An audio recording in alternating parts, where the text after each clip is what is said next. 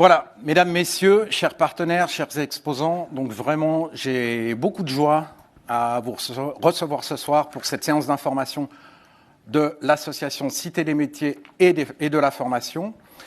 On a un programme assez chargé avec un élément évidemment central, c'est le Go No Go.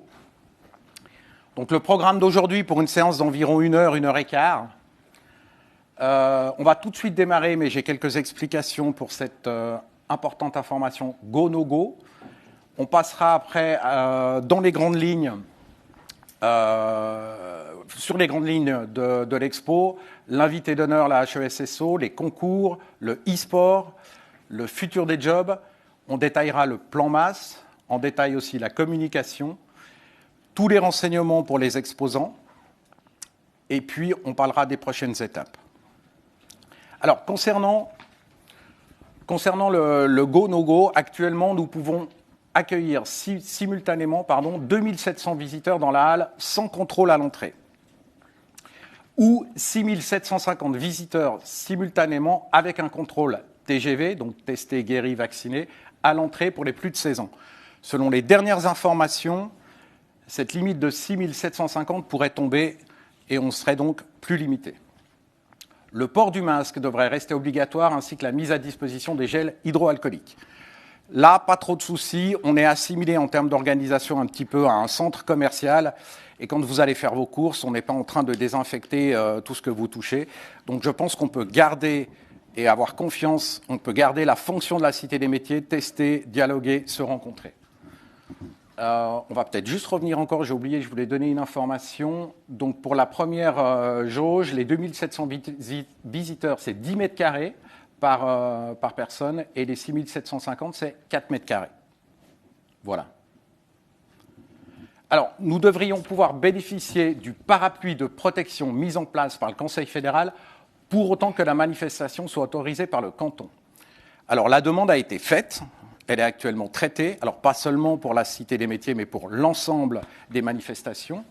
Et j'ai le plaisir de vous dire que, de toute manière, la Cité des métiers correspond aux critères.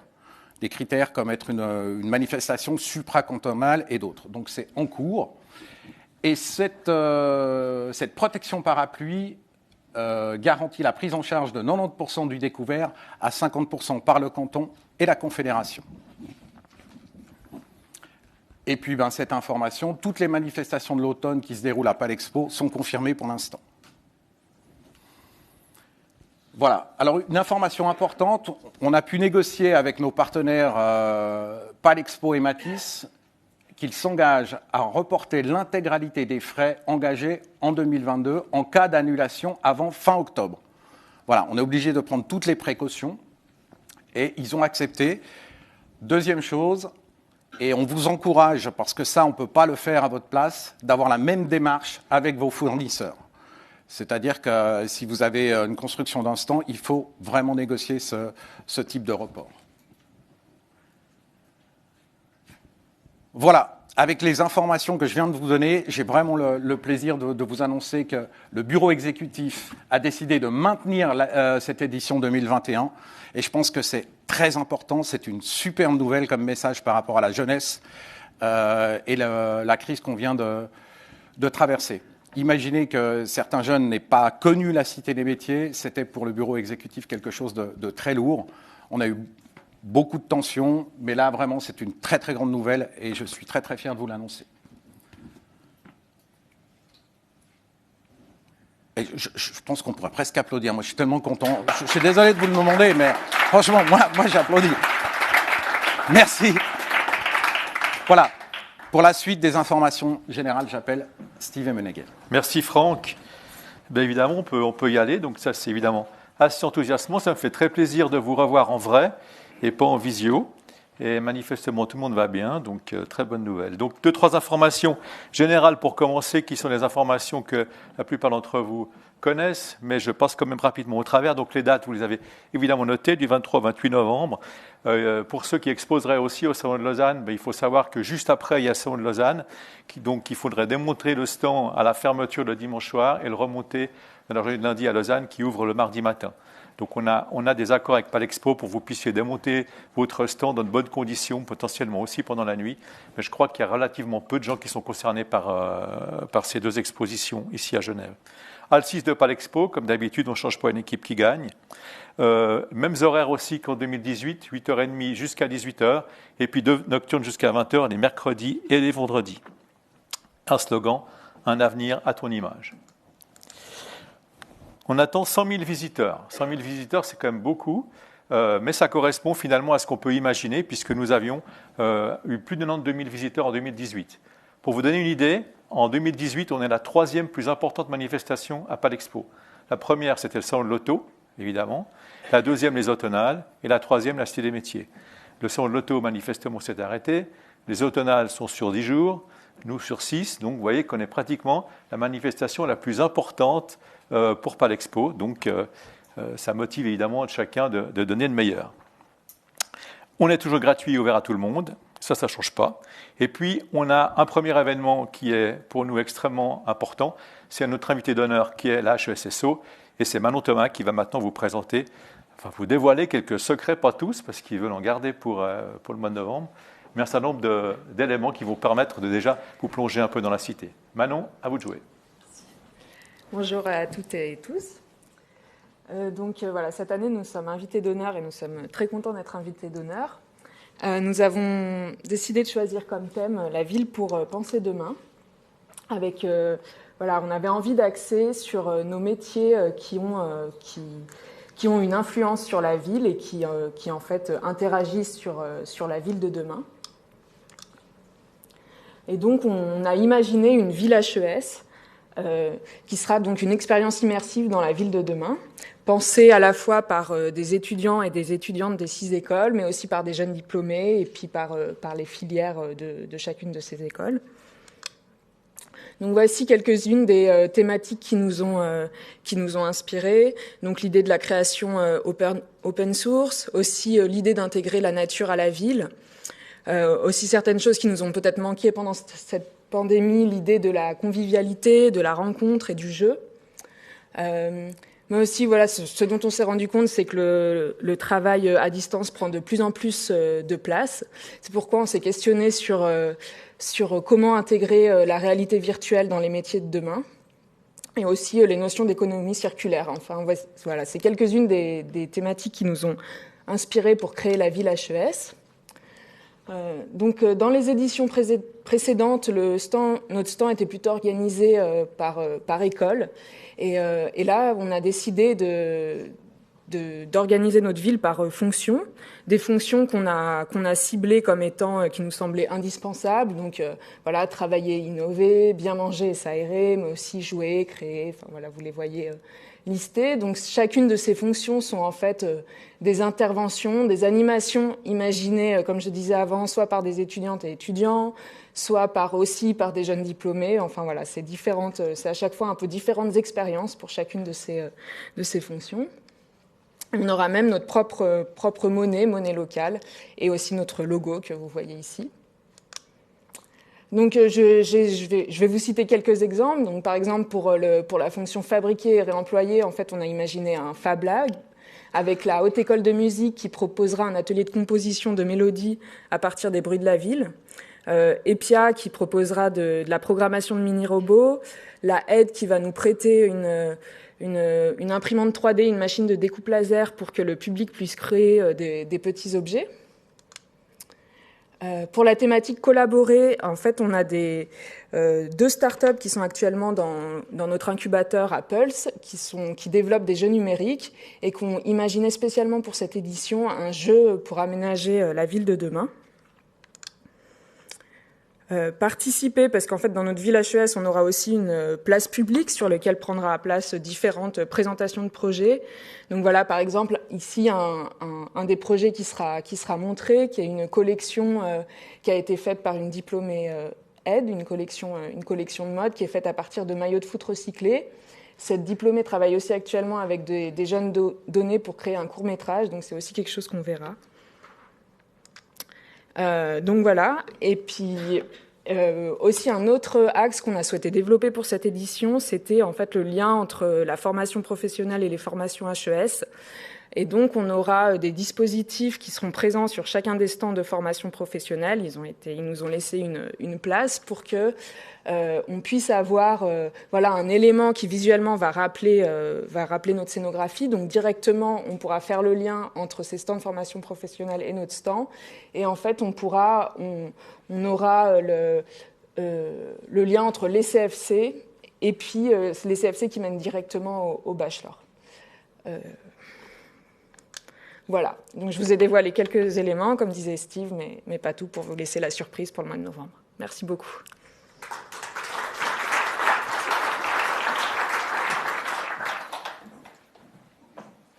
Ça ne marche plus. On va prendre l'autre, du coup. Ah, voilà. Donc, comme vous le savez, la Cité des métiers, c'est aussi traditionnellement des concours. Donc, on a un certain nombre de concours cette année. Des concours de la construction, notamment dans le cycle des WorldSkills, où on a des sélections qui peuvent être genevoises ou romandes. En l'occurrence, on aura la sélection romande des plâtriers peintres, ainsi qu'un concours genevois qui est la sélection finalement des métiers du bois, menuisier, charpentier et ébéniste. Nous aurons également les Geneva Skills qui, pour l'occasion, vont se déplacer des centres de formation à Palexpo, avec toute une série de concours de métiers. Donc, j'ai mis quelques métiers possible avec des points d'interrogation parce que ça doit encore être défini. Mais l'idée, c'est d'avoir un métier par jour avec un concours par jour dans le cadre des Geneva Skills. Un scoop aussi, on va présenter lors de la Cité des métiers une marmite d'escalade géante qui va être inscrite au Guinness Book et qu'on espère casser en grande pompe, si je peux le dire comme ça, avec une personnalité le dimanche, comme la tradition l'exige. Et cette marmite est prévue avec à peu près 2 mètres de diamètre. Donc là aussi, un événement aussi qui va être tout à fait intéressant, médiatiquement parlant. Et puis, nous aurons aussi l'opportunité d'organiser pour la première fois à Genève le championnat genevois d'e-sport. Là aussi, parce que ça ouvre les métiers du gaming, les métiers des nouvelles technologies, qui sont des métiers qui ont évidemment un énorme potentiel pour l'avenir. Voilà un petit peu, s'agissant des concours, ce qu'on va découvrir cette année. Il y a un deuxième événement aussi à la Cité des métiers, c'est le futur des jobs. Vous savez qu'on avait fait une première expo dans l'Expo en 2018 qui permettait aux gens de se projeter dans l'avenir. C'est évident qu'aujourd'hui, quand on a des enfants ou quand on est soi-même concerné par la formation professionnelle, ce n'est pas forcément évident de savoir comment les métiers vont évoluer dans le futur. On va être plus dans une logique d'acquisition de compétences que de métiers au sens strict. Et donc notre volonté, c'est d'aider les jeunes finalement à se projeter dans l'avenir. Et pour ça, on a confié un mandat à David Granit, société Derrier MCI, pour imaginer un concept innovant, intéressant sur le futur des jobs. Et David, à toi de jouer. Alors, je ne sais pas si celle-là fonctionne, mais si jamais, je te donne la mienne. Ok. Merci. Merci Steve. Bonjour à toutes et tous. Je suis ravi d'être là. Donc, effectivement, le futur des jobs, la Cité des métiers. Nous avons, je vais en profiter pour déjà remercier les partenaires qui sont déjà engagés dans cette aventure, notamment le DIP qui a vraiment fait preuve, je dirais, d'une vraie volonté d'inscrire ce projet dans leur programme et donc de contribuer au succès du concept que je vous avais déjà présenté lors de la première séance d'information, mais qui évidemment le projet depuis a évolué un petit peu. Donc l'idée, c'est d'engager les élèves un peu sur leur terrain dès le début de la rentrée scolaire, en préambule, et on aimerait créer un scénario, créer une histoire, les engager. Le but ici, c'est vraiment d'avoir un discours qui ressemble un peu aux jeux vidéo, aux séries, etc., pour rester un peu dans leur univers, dans l'univers qui les attire et qui va susciter de l'engagement. L'objectif ici, c'est donc le projet se déroule en 3 phases. On va surtout focaliser sur la phase 1 et 2, la phase 3 n'étant pas encore complètement validée, mais je vais quand même en parler un tout petit peu, mais rapidement. Donc l'objectif de la phase 1, donc c'est un monde qui bouge, les solutions existent. On a constaté que les gens en général, et pas que la jeunesse, ont des a priori très négatifs sur le monde. C'est des mécanismes totalement naturels dont nous sommes tous victimes. Et il y a des sites, notamment un site qui nous a beaucoup inspiré, qui s'appelle gapminder.org. Je vous encourage tous à aller faire le petit test de connaissance générale sur l'état du monde. Vous verrez que on est tous très surpris. Et en fait, ce mécanisme de déconstruction des a priori, on va se l'approprier et on va, dans la phase 1, travailler sur la déconstruction des a priori avec comme objectif d'obtenir un projet, une idée qui émanerait des élèves eux-mêmes.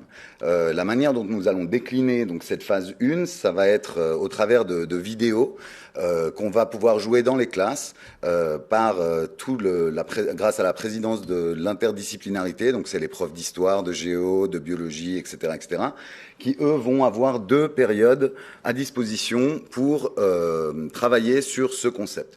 L'objectif ici est d'abord présenter aux élèves un concept engageant avec une histoire, avec un peu une gamification, avec tout un univers autour, donc ce scénario, le futur qui communique avec nous au travers de messages cryptés, etc.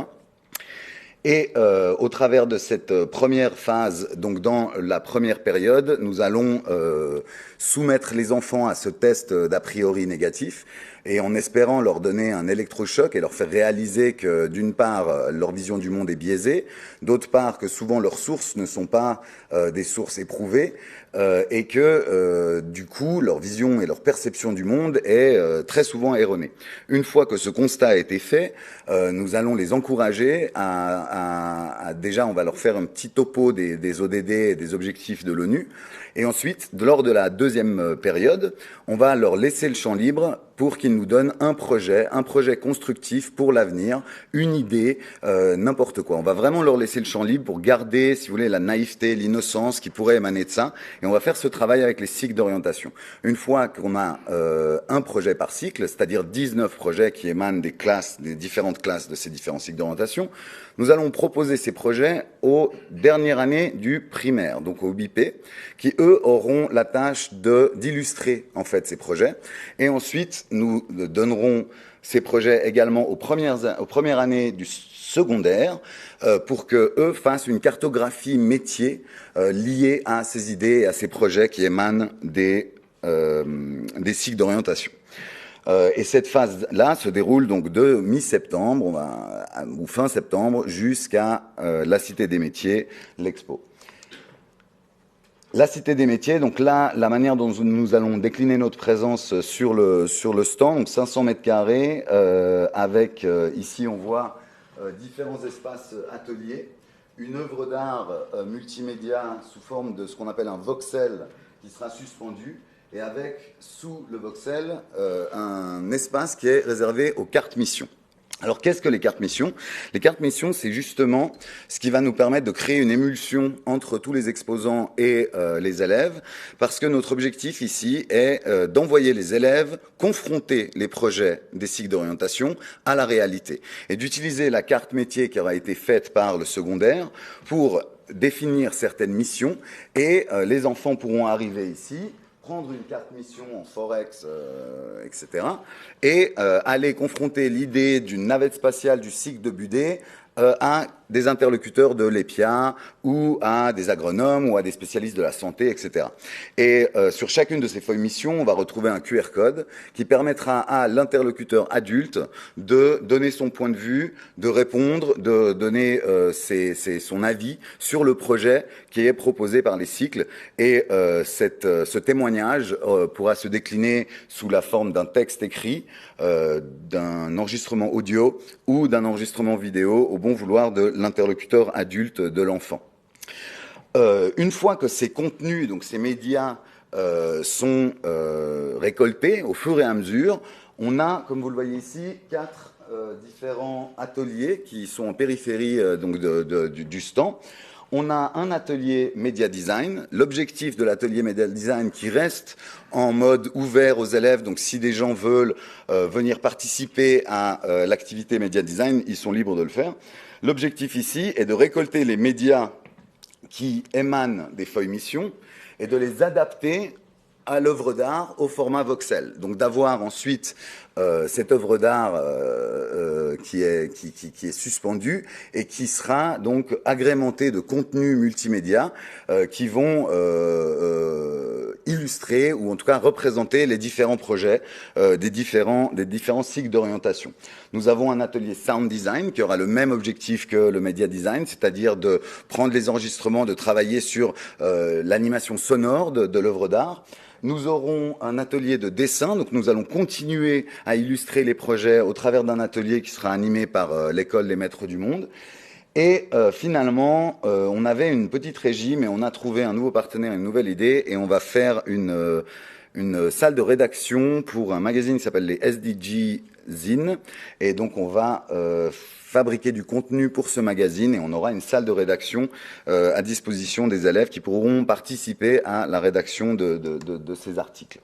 La phase 3, voilà, donc notre idée et notre espoir, c'est que à l'issue de la Cité des Métiers, nous ayons la possibilité de pérenniser l'œuvre d'art dans un lieu à haute fréquentation, comme par exemple la gare. Mais ça, c'est encore du wishful thinking, comme on dit en anglais, et on a encore toutes les démarches et toute l'évangélisation à faire auprès des autorités et des institutions qui seraient concernées.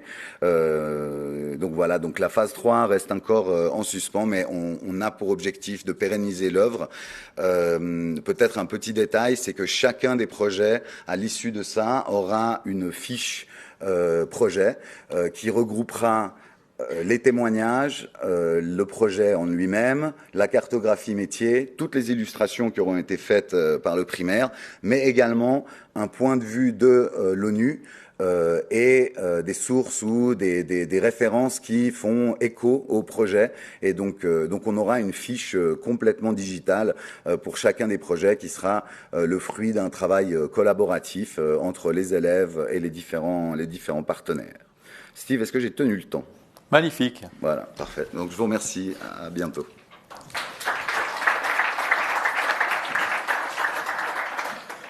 Merci David pour ce projet d'envergure qu'on se réjouit de découvrir. La première victoire, c'est qu'on a obtenu finalement 2 heures de préparation pour chaque élève en amont de la cité, ce qu'on n'avait jamais pu faire auparavant. Donc ça, c'est évident de bon augure pour la suite, en tout cas pour préparer les élèves. On verra qu'on a beaucoup fait pour la préparation, puisque un des éléments qui était récurrent dans les années précédentes, c'était le manque de préparation des élèves. Et donc, on travaille chaque année pour améliorer un peu ce niveau de préparation. On arrive à un élément qui va évidemment vous intéresser beaucoup, c'est le plan masse. Où est-ce qu'on vous a placé? Donc, vous dire tout d'abord que sur le plan de la philosophie du plan masse, on a gardé aussi la philosophie habituelle. Et puis là, on vous l'a découpé en 3 parties. Je m'y arrête un tout petit peu, mais vous aurez l'occasion à l'issue de la séance d'aller voir Sabrina. Sabrina, fais un petit signe comme ça on te reconnaît. Et Sabrina a à sa disposition un stand grandeur nature. Vous pourrez voir plus précisément où vous êtes. S'il y a des questions particulières à poser ou des choses qu'il faudrait un peu faire évoluer, n'hésitez pas à nous en faire part. Donc, je vous rappelle que vous avez l'entrée ici avec les élèves qui arrivent du Quai-Bus directement et puis les autres visiteurs qui arrivent par ici. Un sas avec un système de comptage qui nous permet de garantir que la jauge est toujours respectée.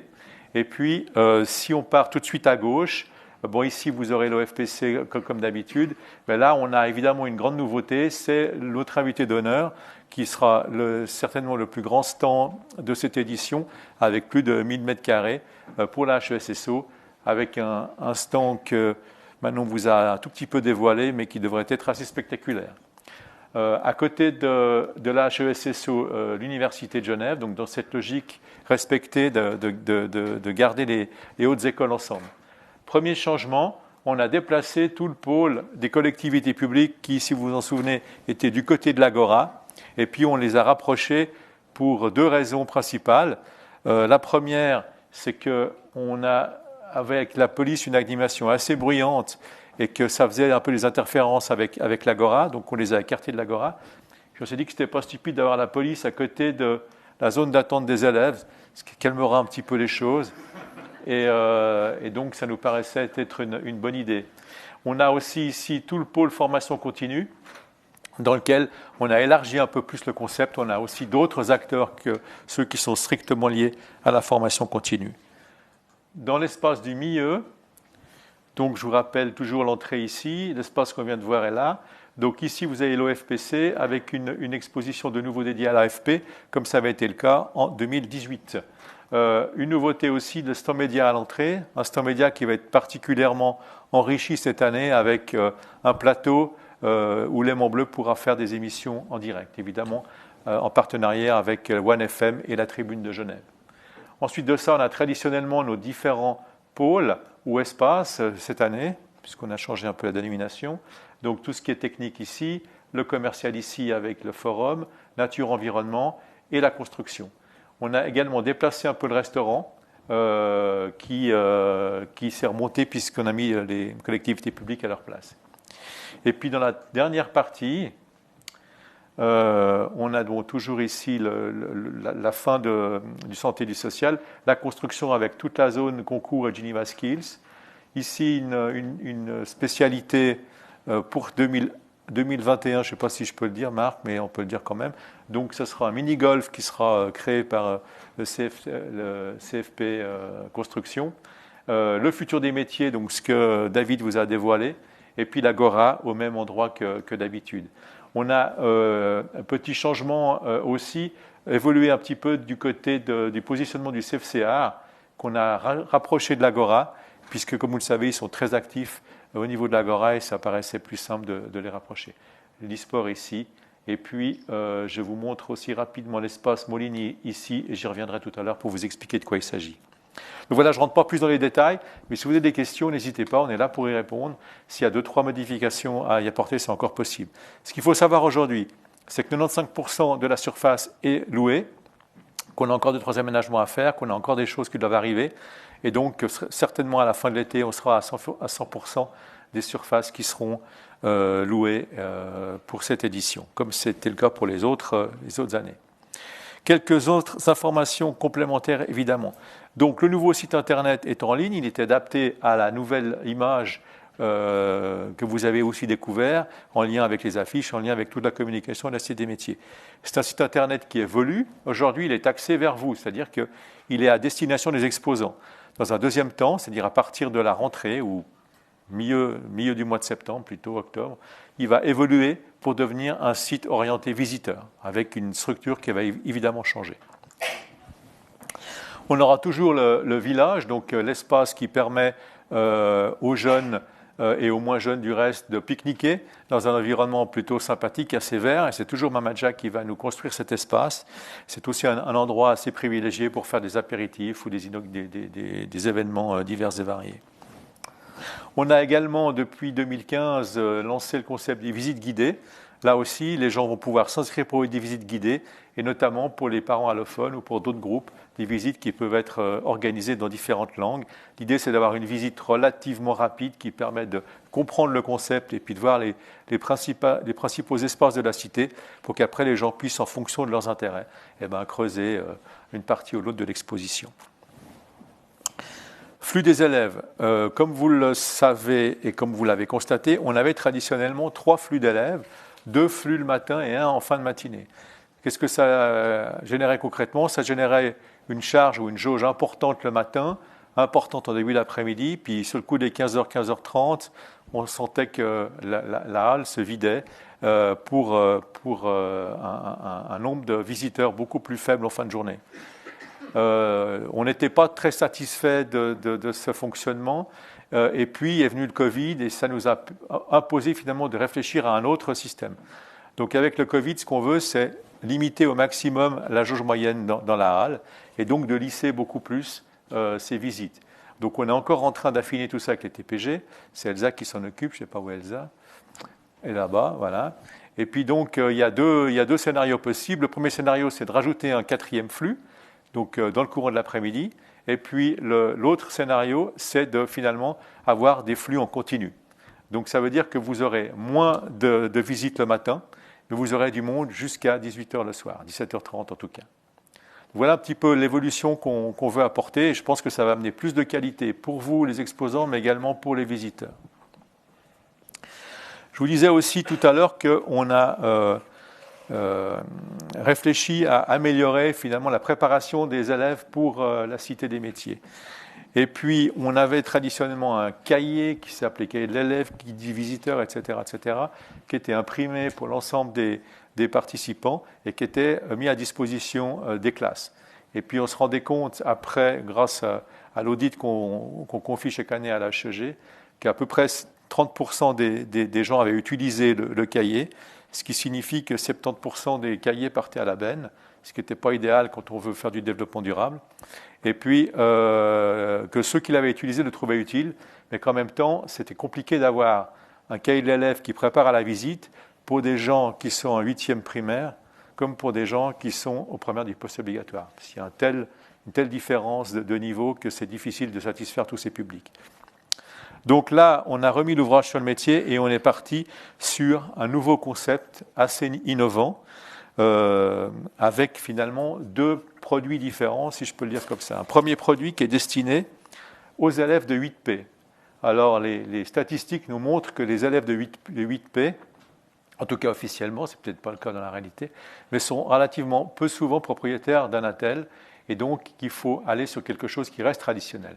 Donc on a créé un journal de bord très ludique, où par un certain nombre de jeux, les jeunes peuvent s'initier au métier, découvrir des métiers par rapport à tout un parcours qui est organisé. Et ça, c'est un projet qu'on a mené avec la HEG et qui est relativement intéressant. Donc quelque chose de très ludique, de très facile à utiliser et qui utilise finalement la métaphore du voyage pour présenter les différents métiers. Ça, c'est pour les 8P, qui va rester en format papier.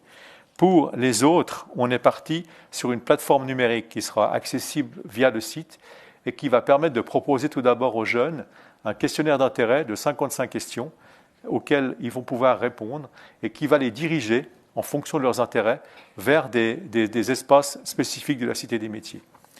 Là aussi, un gros travail a été fait en amont pour que cet outil ou cette plateforme corresponde à un environnement qui leur plaît, donc avec évidemment du numérique, avec du jeu, avec un avatar qui va être spécifique à l'application et qui va les guider tout au long de cette recherche au sein de la cité. Donc voilà, 2 nouveaux outils. On va évaluer aussi leur performance, donc l'intérêt qu'ils ont suscité à l'issue de l'exposition, et puis ils seront adaptés cas échéant. Mais en tout cas, on pense que c'est vraiment un plus par rapport aux éditions précédentes. Comme d'habitude, on a 2 scènes. Une scène importante qui est l'Agora. On peut rassembler facilement 300 personnes pour toute une série d'événements, de défilés de mode, de shows divers et variés. L'Agora est à votre disposition. Donc, n'hésitez pas à imaginer des événements qui peuvent se tenir. Alors, dans le cadre de l'Agora, si c'est des événements qui vont rassembler entre 100 et 300 personnes, ou alors dans quelque chose de plus confidentiel qui est le forum avec 50 personnes. Donc, on a un programme qui est en train de se mettre en place. Donc, c'est Elsa aussi qui est la personne de contact pour l'organisation du forum et de l'Agora. Je vous rappelle aussi que c'est toujours compliqué d'avoir du public lors de la Cité des métiers. Donc, on a toujours 2 solutions avec un Agora. Ou bien on le ferme, mais personne ne rentre, puisque évidemment, ce n'est pas forcément facile d'inviter des gens à l'intérieur. Ou bien on le laisse ouvert, puis les gens sont très mobiles. Donc, si vous faites un événement, c'est mis à disposition gratuitement, mais il faut penser à attirer votre public. C'est très important. Vous aurez un public entre guillemets opportuniste à disposition, mais il faut travailler sur votre propre public. On est à disposition pour vous aider. On veut là aussi avoir un programme qui soit véritablement attractif. Donc ça, c'est pour l'Agora et le Forum. Dès aujourd'hui, mais officiellement dès septembre, vous pourrez vous inscrire pour réserver des espaces. C'est aussi là, traditionnellement, qu'on peut faire des remises de prix pour les concours ou des remises de diplômes dans vos entreprises respectives ou dans vos associations pour remercier les commissaires. Enfin, tout ce qui peut être lié de près ou de loin à la formation professionnelle peut trouver ici un écho favorable. L'espace Molini, c'est un espace qu'on avait initié en 2018, en fait, pour toutes celles et ceux qui passent 6 jours entiers à la Cité des Métiers, ils se rendent compte qu'il y a quand même un bruit de fond relativement fatigant à la longue, et puis que ça peut être intéressant d'avoir un espace un peu plus insonorisé pour organiser des séances, pour organiser des discussions en plus petits comités, etc. Donc on a 2 containers insonorisés, ça fait à peu près 20 places, donc un espace dans lequel vous pouvez organiser des réunions, et cet espace nous est mis à disposition gratuitement par Molini. Donc n'hésitez pas aussi à vous inscrire, on vous met à disposition cette salle pour organiser vos séances. Une vingtaine. Ouais. Nouveauté également que vous avez certainement dû recevoir et qui est disponible sur le site, un guide de l'exposant où dedans vous avez tous les conseils techniques, pédagogiques et autres qui sont liés à l'exposition. Donc n'hésitez pas à passer au travers. N'hésitez pas également à nous dire s'il y a des modifications ou des éléments que vous avez cherchés que vous n'avez pas trouvés pour qu'on puisse l'améliorer. Là aussi, c'est vraiment un outil qu'on a créé pour vous et on espère qu'il répondra à vos attentes. Quelques informations sur les stands. Si vous avez l'intention de construire des stands de plus de 2,5 mètres, donc 2,5 mètres, c'est la hauteur habituelle des stands. Et si vous allez au-delà, c'est possible. Mais le problème, c'est que pour vos voisins de derrière, s'il y a un arrière de stand au-delà de 2,5 mètres qui n'est pas blanc ou avec des câbles qui pendouillent, ce n'est pas terrible. On a dû récupérer un peu 2-3 coups comme ça l'année passée. Donc si vous avez l'intention d'aller au-delà de ces 2,5 mètres et que vous savez que vous n'êtes pas contre une paroi, eh ben, il faut faire en sorte que la partie qui est visible de votre stand soit propre, simplement par respect pour l'exposant qui est derrière vous. Si vous avez de nouveau une question à ce sujet, n'hésitez pas à prendre contact avec nous ou alors les gens de Matisse ou les gens de Palexpo. Par ailleurs aussi, si vous avez des stands, évidemment, vous lâchez encore plus et puis ça irait à 6 mètres. Alors là, on a un autre souci potentiellement, c'est que vous pourriez rentrer en conflit avec la signalétique. Donc là aussi, il faut qu'on le sache pour qu'on puisse organiser ça au mieux et pas qu'on aille des incidences au niveau de la signalétique. Si vous avez aussi l'intention de faire beaucoup de bruit, bon, d'abord essayez d'éviter, et puis si vous n'arrivez pas à éviter, ben vous nous en parlez aussi pour qu'on puisse voir dans quelle mesure on peut faire en sorte que ça puisse causer un minimum de dégâts ou d'interférences auprès de vos voisins. Voilà, si vous avez des questions sur la construction des stands, vous avez les représentants de Matisse qui sont à disposition. Peut-être faites un petit signe qu'on vous repère. Voilà. Et puis, si vous avez d'autres soucis ou questions s'agissant de Palexpo, le contact principal, c'est Thierry Marchand, qui n'est pas là aujourd'hui, mais qui est brillamment représenté par Sonia Arezou et Gontran Toulet. Et puis, c'est à Sonia que je passe la parole maintenant, qui va vous présenter le shop online de Palexpo. Et ensuite, de Sonia, ça sera Gontran qui vous parlera d'un nouveau système qu'on a mis en œuvre cette année au niveau des bons repas. Mais je n'en dis pas plus, et je passe la parole et l'ordinateur à Sonia. Bonjour. Donc, je m'occupe du contact exposant pour toutes vos commandes techniques, comme l'électricité, l'eau ou les suspensions. Donc, en septembre, vous allez recevoir un mail des organisateurs, comme quoi il sera ouvert et comment, avec un lien pour y aller directement. Donc, vous allez arriver sur cette plateforme-là, où vous rentrerez votre adresse mail. Vous pourrez demander un mot de passe, comme vous serez nouveau, que vous recevrez dans votre boîte mail. Et après,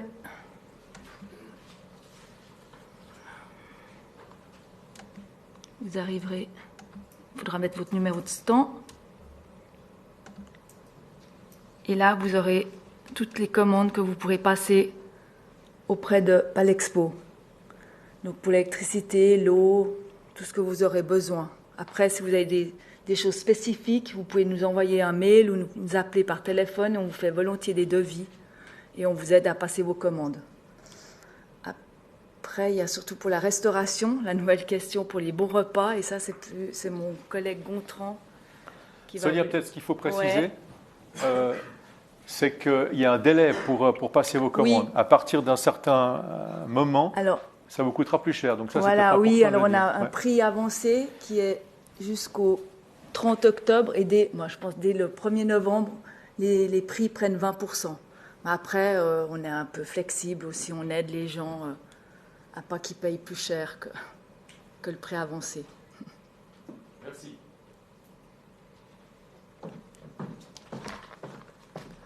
Est-ce qu'on n'a pas encore mis la restauration? C'est un suivant. C'est au suivant? Je crois qu'on avait mis un slide. Hein. Voilà. Bonjour à tous, je suis Gontran Toulet, je suis en charge de la restauration événementielle à Palexpo. C'est déjà ma 4e édition de la Cité des Métiers. Au préalable, nous vous produisions des bons papiers. C'était toujours un petit peu compliqué. Il y avait souvent des demandes de dernière minute. Et donc on a mis en place pour votre confort depuis cet été, depuis l'été dernier, excusez-moi, des codes barres avec un lecteur sur nos caisses enregistreuses. Donc ça permet d'avoir comme un porte-monnaie électronique. C'est beaucoup plus facile pour tout le monde. Donc maintenant, vous pouvez vraiment effectuer comme un paiement électronique. On attribue un code sur un ticket, donc on va vous produire des tickets directement. Si vous avez des logos à mettre dessus, vous pouvez simplement me tenir au courant et moi je préparerai les cartes en fonction. Et ça vous permettra donc de suivre et piloter votre budget. Concrètement, c'est comme un porte-monnaie, donc vous arrivez devant la caisse, vous serez facturé simplement du total de la commande. Donc si vous consommez une boisson, un plat, un dessert, on pourra vous rendre la monnaie à la fin de l'événement, à la fin de l'exposition directement. Soit si vous passez par le shop, on vous recréditera votre carte de ce qui n'a pas été consommé. Soit si vous passez directement par moi, donc vous aurez sur le shop également mon adresse email. On peut vous envoyer une facture. Donc, j'imagine que certains n'ont pas forcément la carte de crédit pour passer par le shop. Donc, vous pouvez me contacter directement. Vous me dites le nombre de bons nécessaires et nous vous produirons les bons. Et à la fin, je vous renverrai la facture avec ce qui a été consommé dessus. Voilà. Donc, c'est vraiment les améliorations. C'est rapidité en caisse. Ça s'utilise comme un porte-monnaie avec un montant prédéfini. On a mis en place certains montants qui représentent des formules qui ont été choisies. Je vais vous montrer ce que nous avions fait. Voilà. On a une formule étudiante à 10 francs avec une sandwich, une boisson sans alcool, fruits ou yogourt à boire. Le menu fourchette verte à 20 francs avec le plat fourchette verte, boisson sans alcool, café. Et le plat du jour à 25 francs, plat du jour, boisson sans alcool, café. Alors, soit, comme je vous ai expliqué sur ces cartes, on attribue le montant pour les 5 jours. Donc, par exemple, si l'étudiant vient tous les jours, on peut accréditer directement 50 francs sur le porte-monnaie et sur la carte. Et à la fin, s'il a utilisé 4 repas, on remboursera les 10 francs qu'il reste. Voilà. Donc, c'est vraiment pour votre confort et puis c'est plus facile pour la gestion de ce porte-monnaie. Voilà, si vous avez des questions par rapport à ça, n'hésitez pas. Si vous avez des événements également, cocktails ou social events à faire sur vos stands, n'hésitez pas à me contacter, même si vous avez des thématiques ou des choses comme ça, on regarde ensemble et puis on le fera avec plaisir. Voilà. Merci. Merci, Gontran. Voilà, donc c'est une nouveauté qui n'est pas anodine, puisque traditionnellement, c'est nous qui gérions ça. Mais maintenant, c'est directement donc Palexpo dans le cadre du shop online et ça donnera également plus de flexibilité puisqu'avant les gens qui venaient avec un bon de 10 francs ou de 20 francs qui ne consommaient pas l'intégralité du bon, ils perdaient finalement le solde, ce qui ne sera plus le cas avec ce nouveau système. Quelques informations encore au sujet de la communication, puisque comme vous le savez, on investit beaucoup dans cette communication pour informer le Grand Genève de la tenue de cette exposition. Traditionnellement, on a un tram qui circule à Genève, ça sera toujours le cas. Donc ce tram est prévu à partir de la rentrée scolaire, donc dernière semaine d'août, jusqu'à la fin de la Cité des Métiers. Il va circuler sur l'ensemble des lignes de tram. Et il sera évidemment aux couleurs de la Cité des Métiers, à l'extérieur, mais aussi à l'intérieur, comme on l'a vu l'année passée. Là, c'est aussi un vecteur de communication extrêmement important avec lequel on a évidemment beaucoup d'impact. On travaille comme les autres années, en tout cas comme 2018, avec l'espace entreprise qui gère notre communication sur les réseaux sociaux. Donc un gros travail est fait pour amener du contenu, pour augmenter le nombre de personnes qui nous suivent sur les différents réseaux sociaux sur lesquels nous travaillons. On va aussi pavoiser le pont du Mont-Blanc, comme on le fait depuis 2015, je crois maintenant. là aussi un impact assez intéressant au cœur de Genève pendant la semaine de la Cité. Parallèlement à la circulation du tram, vous aurez dans l'ensemble des réseaux TPG des clips comme celui que je vais vous présenter tout à l'heure qui vont tourner dans l'ensemble du réseau sur les petits écrans. C'est les mêmes clips qu'on va retrouver aussi sur l'aimant bleu. Donc cette année, on aura une couverture relativement importante. Vous avez aussi observé que dans les gares notamment, on a ce qu'on appelle des e-boards, notamment à Cornavin, à côté des horaires, mais aussi à la gare des Eaux-Vives. Et là aussi, on va communiquer sur ces nouveaux supports, ce qui est assez intéressant, notamment au niveau des pendulaires. Et donc, il y aura des spots le matin, des spots le soir, pas évidemment tous les jours, puisqu'on a un budget à respecter. Mais voilà, on va essayer de coller aussi à ces nouveaux supports de communication le mieux possible. Traditionnellement aussi, une campagne d'affichage. Donc, on bénéficie du système d'affichage de la ville de Genève avec une centaine d'emplacements en ville de Genève, mais également dans l'affichage traditionnel de Neo Advertising de Genève à Morges, parce qu'évidemment, on a l'ambition de travailler pour le Grand Genève. On allait jusqu'à Lausanne les autres années, mais on s'est arrangé avec la Cité des métiers de Lausanne de ne plus communiquer sur Lausanne, puisque ça leur posait un peu d'ombre. Donc là aussi, vous voyez une grosse campagne de communication. On va sponsoriser aussi la météo lors de la semaine de l'Expo, puisqu'on sait que ça marche bien et que ça permet aux gens, en tout cas lors de cette semaine, de spontanément se dire tiens, si on allait faire un saut à la Cité, etc. etc. Aussi un vecteur assez intéressant. On aura donc site internet, comme je l'expliquais, qui va être orienté sur les visiteurs. Et puis, on travaille aussi avec nos partenaires presse pour créer un teasing en amont de la Cité des métiers. Donc, à partir de la rentrée scolaire, l'Aimant Bleu, OneFM et la Tribune de Genève proposeront des concours de journalistes en herbe, c'est-à-dire que si vous êtes intéressé ou si vos enfants sont intéressés par la presse écrite, par la presse radio ou par la télévision, eh bien, de proposer des projets qui seront évalués et puis finalement, les jeunes pourront avoir ou une chronique sur OneFM ou un article ou accompagner par exemple un journaliste au Grand Théâtre ou un match de foot en fonction de leurs intérêts, etc., etc. Donc là aussi quelque chose qui devrait susciter passablement d'intérêt.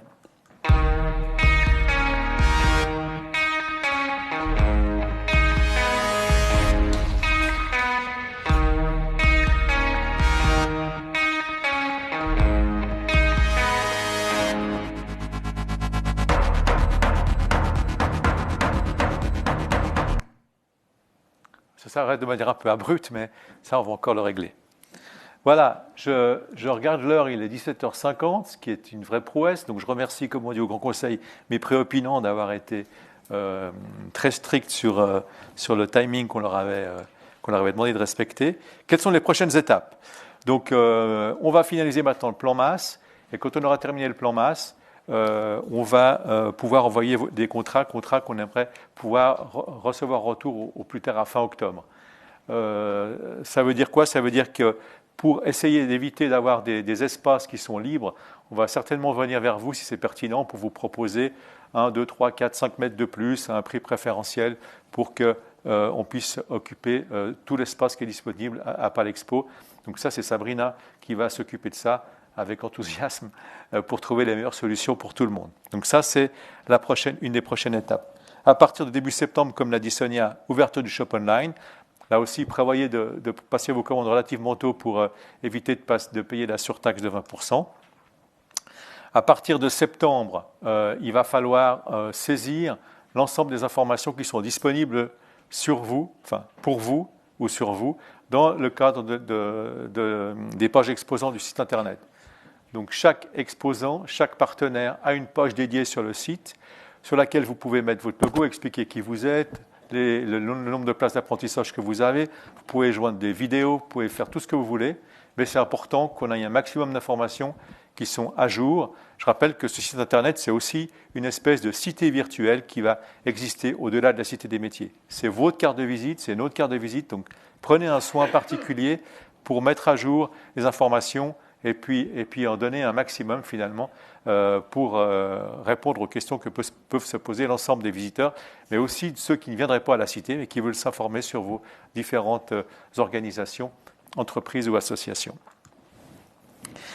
Ensuite de ça, en septembre, on va vous solliciter aussi, et c'est de nouveau Sabrina qui va s'en occuper, pour vous demander si vous souhaitez commander des t-shirts.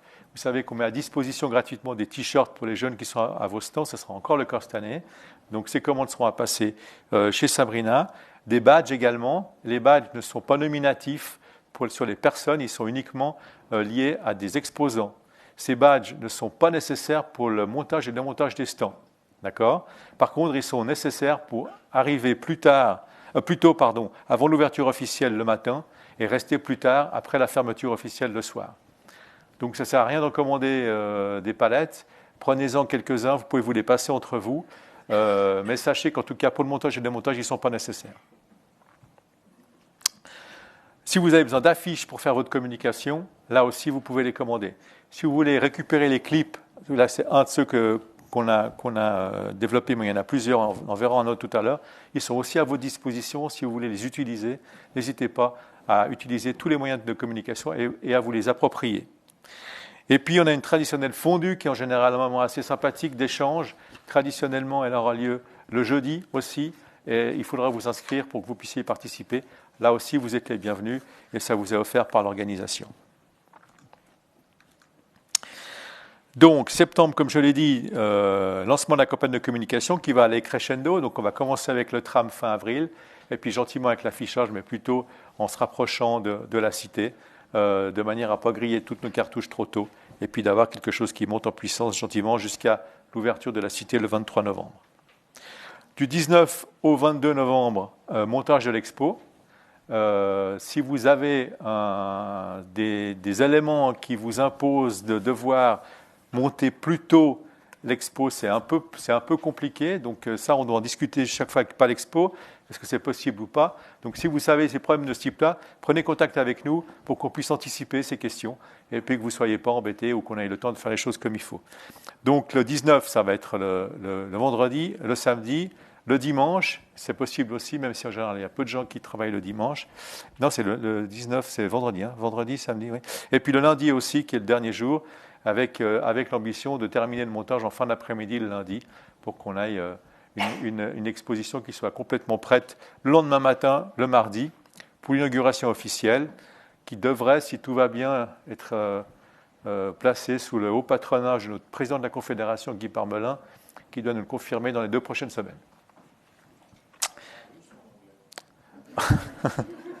I can English understand, but je préfère répondre en français. La Cité des métiers va commencer du 23 au 28, et puis le démontage le 29 et le 30.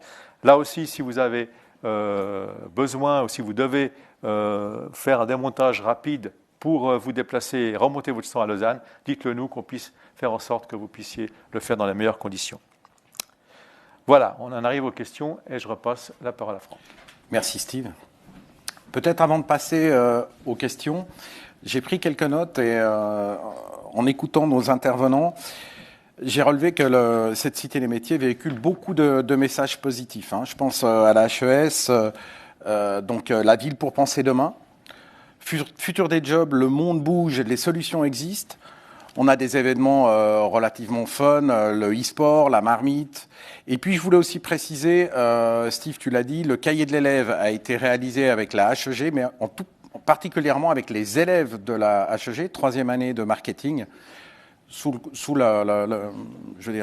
avec Elsa, bien sûr. C'était pratiquement une année de travail. Donc là aussi, un travail qui a été réalisé avec des élèves. Donc voilà, une manière de co-construire que je trouve très intéressante et qui débouche sur des prestations très intéressantes. Donc on va passer aux questions. On a des micros, parce que bien entendu, selon les questions, plusieurs personnes peuvent intervenir. Merci Sabrina. S'il y en a. Oui. Je crois qu'il n'y a pas besoin de micro, on entend parfaitement. Alors, en général, c'est à partir du milieu de la matinée, fin de matinée, avec le repas officiel à partir de 12h30. Après, ça dépend beaucoup du calendrier de notre orateur principal. Si Guy Parmelin a un créneau horaire un peu différent, on s'adaptera à ses disponibilités. Mais en général, ça commence vers 9h30 et puis ça finit sur l'ensemble de l'inauguration. La partie officielle, après il y a le parcours officiel et après il y a le dîner officiel. Mais en gros, c'est 9h30 jusqu'à 14h. Une autre question? Mon Dieu. Ah, oui. Édouard. Ouais. J'ai bien compris donc que les frais engagés jusqu'au 31 octobre seraient reportés en 2022 en cas d'annulation. Et oui, si c'est annulé le 2 novembre. Parce qu'on a tout vu dans cette crise du Covid, il faut aussi savoir le dire. Donc qu'est-ce qui se passe dans ce cas-là? Alors, on a évidemment imaginé tous les scénarios. Et le scénario du pire, c'est le scénario du salon de l'auto l'année passée, où on annule 2 jours ou un jour avant l'ouverture du salon et que tous les frais ont été engagés. La décision qu'a pris le bureau exécutif, c'est que si on n'a pas la garantie fin octobre, il faut une garantie suffisante fin octobre que l'édition ne peut pas se tenir dans de bonnes conditions. Si le risque est trop élevé, on va tirer la prise à fin octobre. De cette manière, tout ce qui aurait été investi en prestations intellectuelles, de conception de stands ou d'achat de matériel ne sera pas monté, ne sera pas construit et donc va être réutilisable en 2022. La seule chose qu'on perdrait dans cette configuration-là, que l'association perdrait, c'est la campagne de communication qui aura déjà été lancée. Ça, c'est le scénario qu'on peut imaginer, mais qui est très improbable, mais on peut pas l'exclure. Merci Steve. Donc on ne reportera pas la décision après fin octobre. Non. Oui. J'ai entendu dire que les loyers, les mètres carrés étaient offerts par la ville. Alors, c'est pas vrai. Offert par qui? J'ai pas bien. Par la ville ou... Ah, par la ville. Alors, c'était présenté en détail lors de la précédente séance. Il s'avère que le Fonds pour la formation professionnelle et continue est un des financeurs de l'exposition Cité des métiers de la formation. En 2018, une partie du financement n'a pas été utilisée. Donc le fonds a décidé, compte tenu de la crise Covid, de mettre à disposition ces fonds pour prendre en charge une partie du prix de location uniquement pour les associations professionnelles. Donc les associations professionnelles peuvent s'adresser au fonds et peuvent demander une prise en charge partielle ou totale, mais je pense plutôt partielle, du prix de la location. Donc ce n'est pas possible pour tout le monde et c'est dans ce cadre-là uniquement. Par quel biais on peut les atteindre? Pardon? Par quel biais on peut les atteindre? Alors, FFPC, vous regardez le site internet, vous avez une adresse email et puis vous le faites en direct. Et je crois qu'on a le relais sur le site Cité des métiers. Hein. Oui, voilà. Exact. Et donc, je ne crois pas, c'est confirmé. Et puis, évidemment, cette disposition va à concurrence du même nombre de mètres carrés que l'Expo 2018. Exact, hein. oui, tout à fait. Merci de préciser. Ouais. Oui, Nicolas. Oui, sauf erreur, c'est uniquement pour les associations Oui. professionnelles. Et puis, vous avez parlé de la ville de Genève, donc c'est l'occasion de dire que la ville de Genève a décidé de ne plus participer à la Cité des métiers, montrant son attachement à la formation professionnelle par cette occasion. Je ne vais pas empêcher de... Ouais. Bien, Nicolas, je constate, j'avais noté plein de trucs positifs, je voulais éviter ce genre de sujet, merci. Merci. Ouais. Mais peut-être qu'il fallait le dire aussi. Voilà. Voilà. Mais c'est pour ça qu'effectivement, toutes les personnes qui font le pari et qui s'engagent dans cette Cité des métiers, je pense que c'est un geste, et vous en faites partie, vraiment important. J'ai vu une autre main. C'était là, madame. Oui.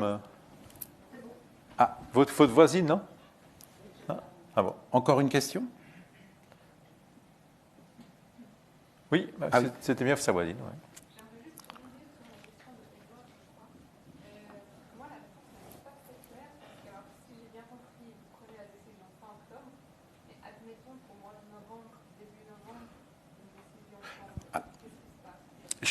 Je donne un élément de réponse parce que on aurait pu prendre la décision aujourd'hui de ne pas la faire. Maintenant, de toute manière, à partir du moment où on prend la décision de faire cette cité des métiers, de cette édition, qu'on a la protection parapluie, on ne peut pas,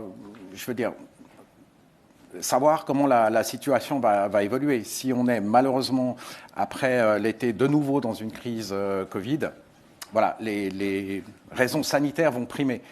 Donc il y a deux niveaux. Il y a une décision d'événement et puis il y a une décision qui est là aléatoire et qui est vraiment liée à la situation sanitaire. Et on est obligé de composer avec ces deux aspects. Oui, complètement. Bon, voilà.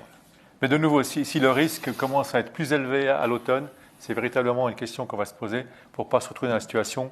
Le pire des scénarios, c'est finalement de monter l'expo et de ne pas pouvoir l'ouvrir. Donc ça, c'est vraiment ce qu'on veut éviter. Ah, oui. Moi, je trouve, bon, alors on est sans doute pas tous un peu responsables, mais les nocturnes, c'est toujours un peu difficile d'amener des vraies animations parce qu'il y a parfois des nocturnes où on a l'impression que c'est un peu désert, où on va chercher du monde. Donc, peut-être qu'on va tous ensemble pour s'assurer d'avoir des vraies animations en nocturne, parce que c'est compliqué. Oui, alors les nocturnes, c'est problématique un peu récurrente. On se repose la question à chaque édition et chaque édition, on décide de les maintenir pour deux raisons principales. La première, c'est que l'effort qui est fait que tous les 3 ans, il faut essayer de l'optimiser au maximum, donc d'offrir au public des espaces de visite les plus larges possibles, avec des gens qui travaillent, avec des gens qui ne sont pas forcément là le week-end, etc., etc. Et il y a beaucoup d'exposants qui nous disent que le soir des nocturnes, on a beaucoup moins de monde, mais que la qualité des échanges est bien supérieure. Parce que c'est là où les jeunes viennent avec leurs parents, avec des échanges qui sont plus riches, les jeunes sont plus intéressés, donc moins de quantitatif, beaucoup plus de qualitatif.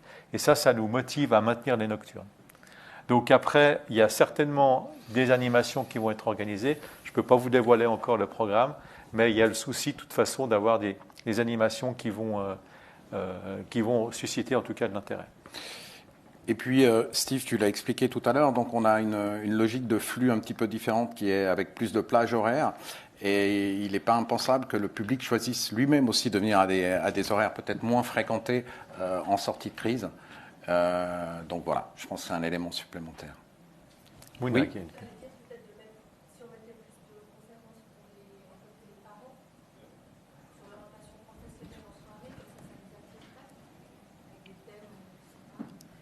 Alors c'est tout à fait ce qu'on peut imaginer dans le cadre du programme de l'Agora. On est notamment en contact avec des associations de parents. Voilà, enfin tout ça maintenant très ouvert. Il y a d'autres perspectives aussi sur d'autres thématiques en lien avec les ODD et notamment la finance durable où on a quelques contacts qui pourraient nous amener un événement aussi qui serait lié à ça. Donc voilà, tout ça est en train d'être élaboré. Et on n'a pas de réponse très précise à ce stade. Mais en tout cas, on va tout faire pour que le programme sur l'Agora et le forum soit le plus intéressant possible et le plus stimulant pour les visiteurs. Mais ça reste en construction. Et c'est vrai que le public est multiple. Les parents, on a aussi un nouveau dispositif d'IOSP, d'information d'orientation scolaire. Donc ça peut être aussi des conférences avec l'OFPC, le DIP, d'autres partenaires. Donc je pense qu'effectivement en soirée, c'est un créneau intéressant.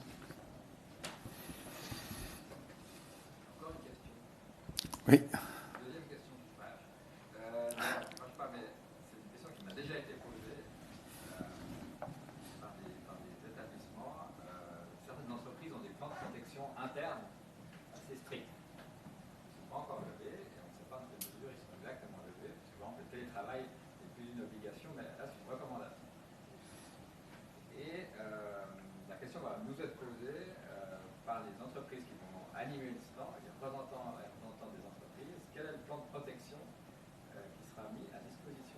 Et ce que je peux craindre, et je pense que je ne suis pas le seul, c'est que les entreprises ne pourront pas mettre à disposition leurs collaboratrices et collaborateurs ou leurs apprentis pour animer le stand pour des raisons de plan de protection. Et je pense qu'il faut répondre à cette question assez en amont, parce qu'autrement, vous aurez des stands pas de public, mais d'animateurs. Alors, le plan de protection est un élément évidemment extrêmement important et qui est lié à un certain nombre d'aspects Et l'aspect principal auquel il est lié, c'est évidemment les directives du Conseil fédéral. On peut difficilement anticiper cette directive aujourd'hui à 153 jours de la manifestation. Ce qui est prévu, c'est la chose suivante. Palexpo met à disposition des experts qui sont chargés de mettre en place des plans de protection validés par les autorités et qui sont validés par les autorités sanitaires. Donc c'est Palexpo qui a la responsabilité pour tout ce qui va se passer à Palexpo de proposer ces plans de protection. On est en contact avec les pompiers, on est en contact avec la police, qui sont évidemment les exposants et des partenaires pour nous. Donc le plan de protection qui va être proposé va être complètement aligné aux exigences des autorités sanitaires. Alors après, on pourrait se retrouver dans la configuration d'avoir des exposants, des entreprises dont l'exigence en la matière est supérieure. Alors là, il faudra qu'on trouve des solutions. Nous, ce qu'on peut vous garantir en tout cas, c'est que les mesures qui seront prises, elles seront conformes aux exigences des autorités sanitaires au moment où elles doivent être prises.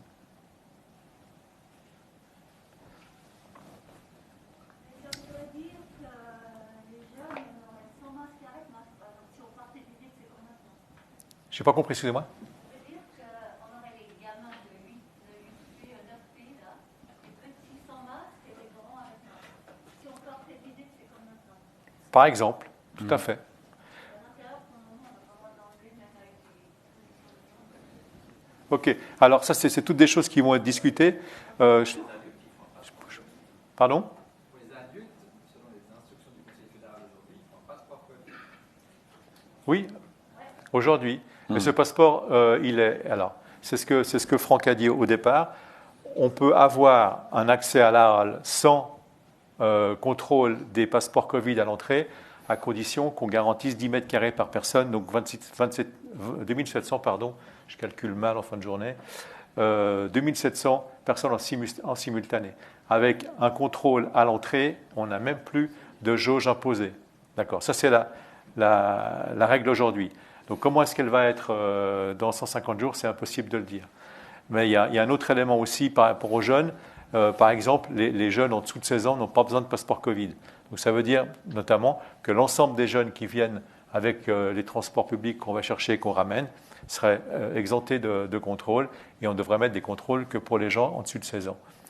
Voilà, tout ça c'est des choses qui sont encore ouvertes, mais qui seront évidemment complètement liées au plan de protection qui sera arrêté quand on y verra plus clair. Mais ce qu'on peut vous dire aujourd'hui, et c'est la raison du go enthousiasmant de notre président tout à l'heure, c'est que tous les voyants sont ouverts pour qu'on aille vers du plus facile, du plus fluide, du moins problématique en matière de mesures. Mais évidemment, on n'est pas à l'abri de mauvaises surprises. Mais pour l'instant, on va vraiment dans une direction qui est positive. Et on croit que ça va très bien se passer. Sûr. Ouais. Encore une question ? Alors, avant de te laisser le mot de la fin, si tu permets, Bien sûr. moi j'aimerais juste remercier le bureau exécutif avec lequel on travaille dans une magnifique confiance, donc notre président, Franck, Gilles Miseret, Serge Bellet, Andreas Frutiger, et puis mon équipe qui ne ménage ni son temps ni ses efforts pour faire de cette édition de nouveau une édition extraordinaire. Donc Sabrina ici devant, derrière Elsa que j'ai évoqué tout à l'heure, Hassan Ourat, Sarah qui a contribué dans le cadre de la HEG au nouveau cahier de l'élève, et au fond Thomas qui est un autre apprenti. Voilà, merci beaucoup, puis à disposition pour des questions si nécessaire. Merci Steve.